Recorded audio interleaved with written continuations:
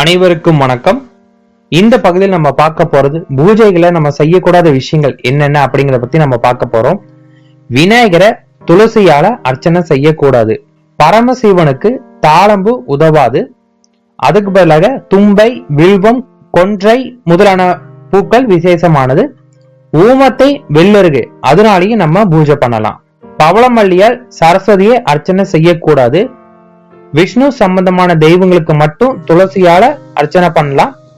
அதே போல சிவன் சம்பந்தமுடைய தெய்வங்களுக்கு வில்வத்தால நம்ம அர்ச்சனை செய்யலாம். மலரை முழுவதுமா நம்ம அர்ச்சனை செய்ய வேணும். அதோட இதழ்களை கிள்ளி கிள்ளி கிள்ளி அர்ச்சனை செய்யக்கூடாது. வாடி போன, அழுகி போன, பூச்சி கடிச்ச பூக்களை நம்ம பூஜைக்கு பயன்படுத்த கூடாது. அன்னைக்கு மலர்ந்த மலர்களை அன்றைக்கே உபயோகப்படுத்த வேணும்.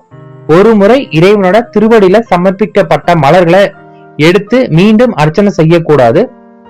வில்வம், துளசி ஆகியவற்றை மட்டுமே மறுபடி நம்ம உபயோகப்படுத்தலாம். அது தவறில்லை. தாமரை போன்ற தண்ணீர்ல இருக்கக்கூடிய பூக்களை நம்ம அன்னைக்கே பயன்படுத்தணுங்கிற அவசியம் இல்லை. தண்ணீர்ல இருக்கக்கூடிய பூக்களுக்கு மட்டும் விதிவிலக்கு உண்டு. வாசனை இல்லாத, மூடி போனது அல்லது புழு பிடிச்ச புழுவோடு ஆகியவற்றோடு சேர்ந்திருந்து வாடிய, அதே போல தகாதவர்களால் தொடப்பட்ட, நுகரப்பட்ட, ஈரத்துணி உடுத்தி கொண்டு வரப்பட்டது, காய்ந்த அல்லது பழைய தரையில் விழுந்த இது போன்ற மலர்களை நம்ம அர்ச்சனைக்கு பயன்படுத்தக்கூடாது.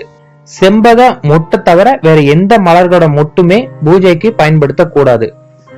பூஜையில பூக்களை கிள்ளி பூஜை பண்ணக்கூடாது. வில்வம், துளசியை நம்ம அந்த மாதிரி பண்ணலாம். முல்லை, கிழுவை, நொச்சி, வில்வம், விழா இவை பஞ்ச வில்வம் எனப்படும். இத சிவ பூஜைக்கு உரியவை.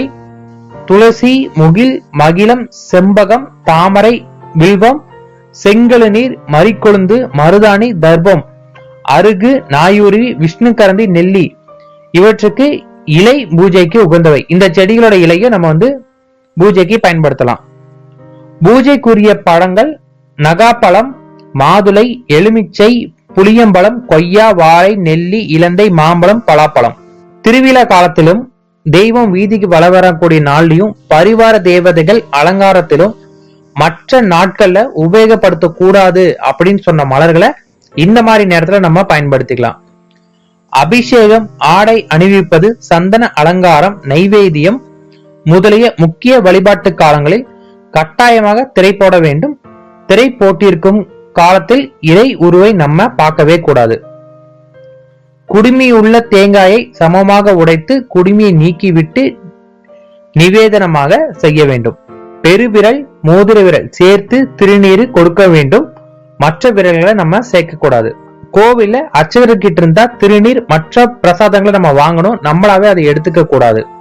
பூஜையோட துவக்கத்திலையும் கணபதி பூஜை போதும் தூப தீபம் முடியும் வரையும் நம்ம கைமணியை அடிச்சுட்டே தான் இருக்கணும். அதை நம்ம எக்காரணத்தை கொண்டு நிறுத்தக்கூடாது. இப்ப சொன்ன விஷயங்களை நம்ம பூஜையில நிச்சயமா கடைபிடிக்கணும். மிக்க நன்றி.